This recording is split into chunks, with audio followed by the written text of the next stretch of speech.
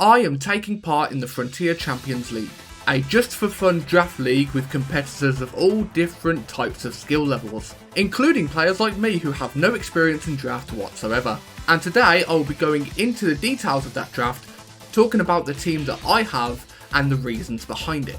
This is a completely new thing to me, and I'm looking to do videos of the breakdown and of every single battle that takes place over the next few weeks. So if that's something that you're interested in, please do like the video to let me know, and subscribe to the channel so you don't miss out on the future videos of this league coming up. But first, what is this league all about? The Frontier Champions League is a draft league with 15 players taking part. There are players of all skill levels taking part, people that have taken part in draft leagues before, people that have taken part in competitive battling before, and people who have done less so but just want to have a bit of fun with it. I have a little bit of a history with competitive battling. I wouldn't say I'm the highest level of battler, but I do enjoy it. I've been playing competitive battling singles since Generation 7, doubles VGC since Generation 8. On and off, here and there, just for a bit of fun. I took part in my first ever local tournament and regionals tournament in Scarlet and Violet as well, so it's a newer thing to me, but I really do enjoy it, and I've wanted to take part in a draft league for a very long time. This is the opportunity to do so, and I'm very excited. Now onto the draft itself. The drafting of Pokemon used a snake style draft format. Whoever got first pick took first pick second, and so on and so forth, until you got to the very last person to pick. From that point onwards, it reversed, so the last person got to pick first, and vice versa. That continued until we had a full team of 10 Pokemon. We had 110 points to use, and every single Pokemon in the draft had a specific point value attached to the Pokemon. Normally, the more meta Pokemon, the more popular Pokemon, and the strongest were those with higher point values, and then the lesser ones with less. We had to have 10 Pokemon. We couldn't just go in with 8 or 9 Pokemon. But we had to make sure we didn't go over the max point value of 110. The pick number that I pulled was pick number 9, which in a list of 15 players was not the most ideal, but I like to think that with my limited draft experience, I made it work as best as possible. I'm just going to focus on the Pokemon that I ended up drafting for my team. I'm not going to go into detail of what everyone else drafted. If there are certain highlight picks of Pokemon that I wanted and missed out on, I will highlight those. But otherwise, let's just focus on the team that I picked. Starting with, in round 1, I ended up picking Sinistcha. The idea behind this is I wanted to pick some Pokemon at the beginning of the draft that mostly I did not want to deal with as an opponent.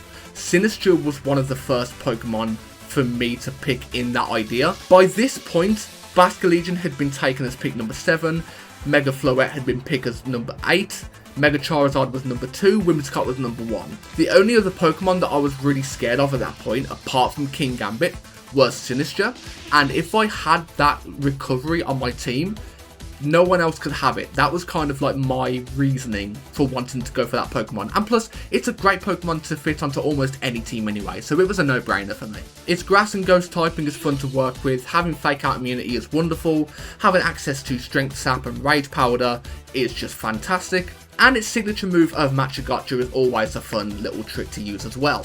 I can choose to go for Calm Mind, Shadow Ball kind of strategies if I wanted to. This Pokemon just gives me a couple of options. On to round 2 now, and a few Mega Pokemon had been picked by this point. Those worth noting are Mega Frostlass had already been picked, Mega Floette like I mentioned earlier, Mega Charizard Y, Mega Tyranitar, Mega Swampert. So I wanted to go for a Pokemon that I had used in Champions a bit up until this point, but wanted to get more chance to use, and that is Mega Metagross. Its Steel Psychic typing is fantastic, gets access to fantastic moves, and is just a really fun Mega Evolution to use in my opinion. Prior to Champions, I've not really had much experience in using it, so I'm very excited to be using this in the draft league. Hits hard like a truck, can take some physical hits pretty well. I'm excited. My round 3 pick ended up being more of a personal Pokemon preference, if I'm honest. Upon the release of Scarlet and Violet, when I realised that a Dolphin Pokemon had been released into the game, Dolphins being my favourite animal of all time, I got very excited to see Palafin. And then when I realised how strong its Zero to Hero form actually was in that game, I was a very happy man.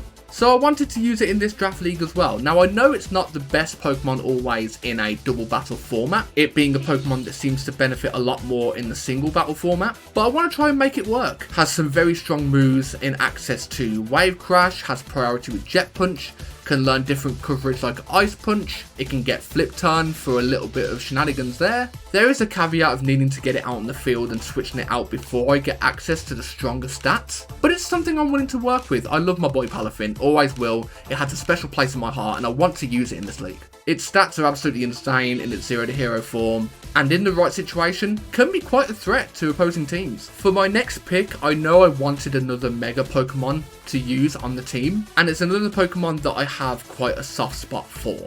It is a Pokemon where other Pokemon can do its role slightly better, but with its typing, as well as my personal preference for the Pokemon, it was kind of a no-brainer for me to use it. Introducing Mega Chandelure. Now the special attack on this Pokemon is absolutely disgustingly insane. It does have a bit of a weird speed stat to work with, but I think I can make it work in some very fun sets. It gets access to Flash Fire, so I can be immune to a fire type move upon bringing it in if I need to. Its ghost typing makes it immune to Fake Out if it's something that I want to lead with or if it's something that I'm worried about. And it gets access to Heat Wave, which is a fantastic spread move coming off of such a strong special attack stat. Its coverage is not too exciting, but it does get access to Energy Ball, which can potentially shut down any opposing Swamperts that might threaten my Pokemon, as well as any other scarier water ground types that might be coming my way. It's a potential Trick Room option if I wanted to use that with itself or with Sinistcha, or if I know that speed is not so much of a concern, I can just use it as is and use that fourth move slot for something else. As a side note, at this point, Swampert was picked directly after my Mega Chandelure pick, and Mega Swampert was picked in round 1, so I know the Pokemon are in the league. I need to keep an eye out for that. For my next pick, at this point quite a few different dragon and flying types were selected for different teams, and I realised I didn't really have an option for these Pokemon yet. I had also realised by this point that I'd eaten up into quite a lot of points by now, and I need to have something that was a little bit of a cheaper option, but still could do a good job at the same time. Enter Weavile. A Pokemon that definitely can't take a fighting type move if it so much it looks at it funny, but it can do quite a lot of damage, and with its speed being quite fast and quite threatening, it can be quite a surprise opponent for any other dragon and flying types coming my way. And we can't forget about the dark type moves that it has, threatening any other psychic types as well. Giraffe is an option that's been selected in this draft, so I know that that's something I'll have to worry about as well. Knockoff is a fantastic move. Throat Chop can shut down any Sylveons or Gardevoirs wanting to use Hyper Voice. It's a great use of Fake Out. I could put a Focus Sash on it. I have a few different options. Now at this point I know I wanted some sort of bulk, some sort of staying presence on my team. On top of that, I had not pulled a Fairy type for my team just yet, and a few of them had been picked so far. So the next option for me was going to be Florges, a Pokemon that can dish out decent damage through its Fairy type stab moves, as well as decent defenses as well from the top of my head. Unless there's a super effective Steel or Poison type move coming my way, I like to think that this Pokemon might be able to do quite well fighting against certain opponents I might have a little bit of a concern or worry about. It can definitely at least help to get some chip damage to weaken something enough for another Pokemon to secure a knockout. With its pure Fairy typing as well, it means it is only weak to Steel and Poison, so unless my opponent has options in those types of moves, it's something that they might have to put into account when making their teams, and just having that sort of mind game before the match even starts is something that's only going to work in my favour. Next round, and these picks start getting a little bit different, a little bit more wild in the sense of whether or not it's Pokemon that might be considered quote viable, but it's Pokemon that I'm excited to use, and again it's something where I wanted to cover my bases for different types, both defensively and offensively.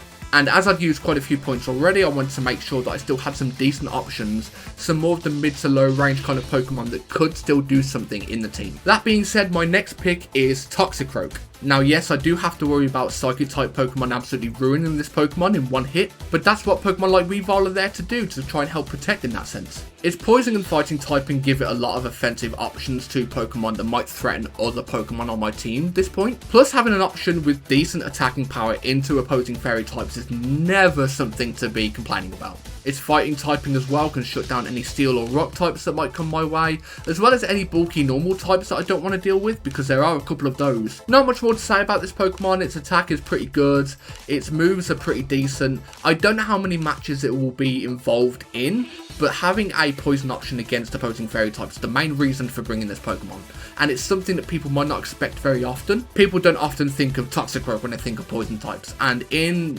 something that is a draft league, people don't often think about Toxicroak when they think of a poison type Pokemon. And in a draft league setting where different Pokemon might have certain special uses, it could prove to be quite useful in this case. By this point, I've realised in my team I don't have many options to go against flying types. I might have a couple of coverage moves that my Pokemon can learn here and there, but apart from that, I wanted to have more of an option.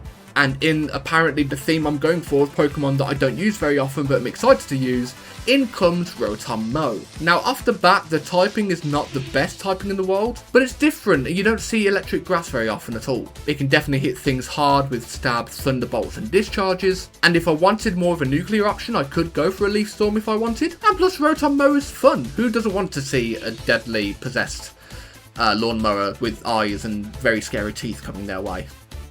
I know I do, I guess.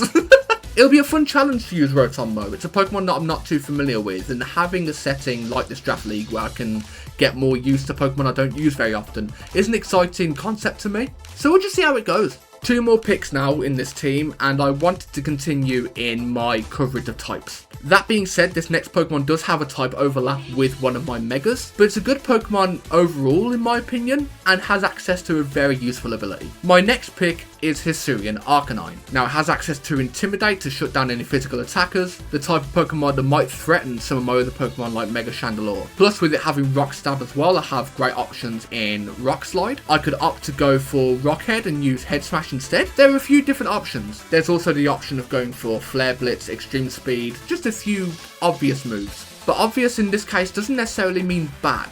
And I have experience with using Cantonian Arcanine in Scarlet and Violet, so I can probably try and transfer some of that knowledge into this setting. But yeah, good Pokemon. Now, my last pick, it is a little bit more of a rogue option. I wanted to pick something unexpected and something fun for my last option. And this is the Pokemon that I have a lot of experience with in singles in Ultra Sun and Moon, of all things. By no means is it a necessarily good Pokemon, but it is one of my favourite Pokemon, and to me that's all that I care about. My last Pokemon on my team is another Mega option, and that is Mega Beedrill.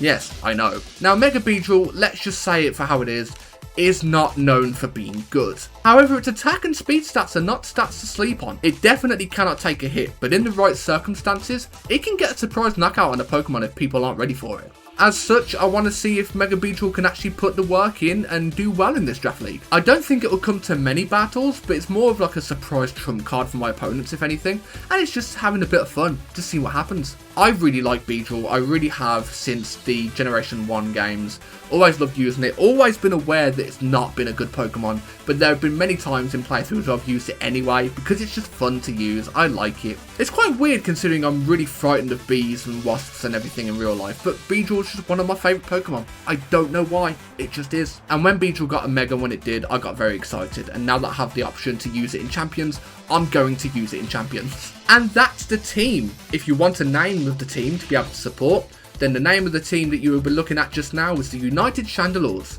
So I hope you look forward to tuning this team on in this draft league. We have battles going on all the way through till November, which is exciting. I'm not expecting to do crazy well purely because this is the first draft league I've ever taken part in. But I'm looking to enjoy myself and have a good time, and I feel like that will happen.